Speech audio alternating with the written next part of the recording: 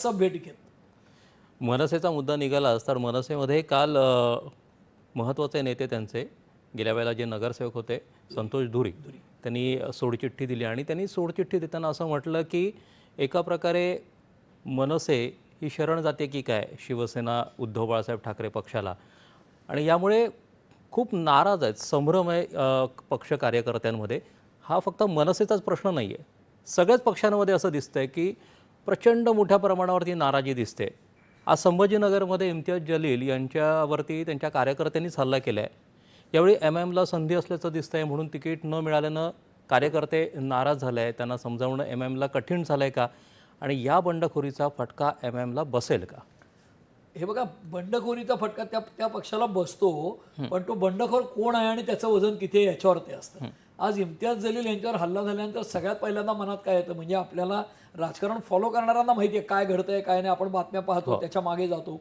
पण सर्वसामान्य माणूस ज्यावेळेला बघतो त्यावेळेला असं वाटतं की अरे जलील यांच्यावर हल्ला झाला म्हणजे बहुतेक शिवसेना MIMचं भांडण आहे का.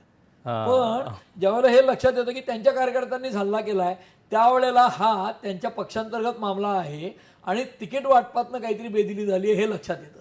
त्यामुळे हल्ला करणाऱ्यांचं वजन किती, आणि इम्तियाज जलील हे तसे पूर्वी पत्रकार राहिलेले आणि मुत्सद्दी नेते आहेत, ते त्याचा फायदा राजकीय सुद्धा उठवायचा प्रयत्न करतील. पण हल्ला MIMच्या लोकांनी केला असेल तर तो फायदा उठवणं त्यांना अवघड जाईल. त्यामुळे तो परिणाम जो आहे तो MIM पुरता मर्यादित असेल असं मला वाटतं. नाही म्हणजे एक प्रतीक म्हणून पण असं पाहिलं जातं ना की सर्वात मोठे नेते आहेत ते महाराष्ट्रातले MIMचे, तर कार्यकर्ते थेट एखाद्या मोठ्या नेत्यावरच करतात तर त्या पक्षालाच धक्का बसतोय का, अशी एक स्थिती होते का पूर्ण राज्यभरामध्ये देखील? नाही, राज्यभरात मी तुम्हाला सांगू का, ओवेसी स्वतःहून सभा घेतात. म्हणजे ओवेसीनी 2-3 शहरांमध्ये सभा घेतल्या. इचलकरंजीत आले ते, त्याच्यानंतर मला वाटतं लातूरमध्ये गेले. त्यामुळे ओवेसी हे राष्ट्रीय नेते आहेत आणि तो अतिशय हुशार लीडर आहे, बॅरिस्टर आहेत. इम्तियाज जलील देखील एक माजी पत्रकार आहेत आणि हुशार नेते आहेत. त्यामुळे त्यांच्या पक्षाला राज्य पातळीवर धक्का बसणं म्हणजे ते काही आज आघाडीचा स्पर्धक नाहीत. MIM जिथे जिथे लढेल तिथे महाविकास आघाडीची मतच कापणार आहेत. त्यामुळे MIMचं मुळामध्ये जे अस्तित्व आहे ते महाविकास आघाडीला मारकच आहे.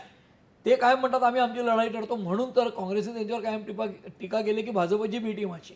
ते म्हणतात बी टीम सी टीम नाही तर आमच्याशी अलायन्स करा. हे जलील यांनी आव्हान दिलं होतं मागच्या निवडणुकीला. त्यामुळे जलील यांच्यावर हल्ला केला आहे तर तो कार्यकर्ता कुठल्या लेव्हलचा आहे आणि त्यांनी काय नुकसान होईल ते औरंगाबाद म्हणजे संभाजीनगरमध्ये होईल, पण राज्य पातळीवर खूप मोठ्या प्रमाणावर त्याचे धक्के बसतील असं मला वाटत नाही. मुंबईचा एक परत प्रश्न की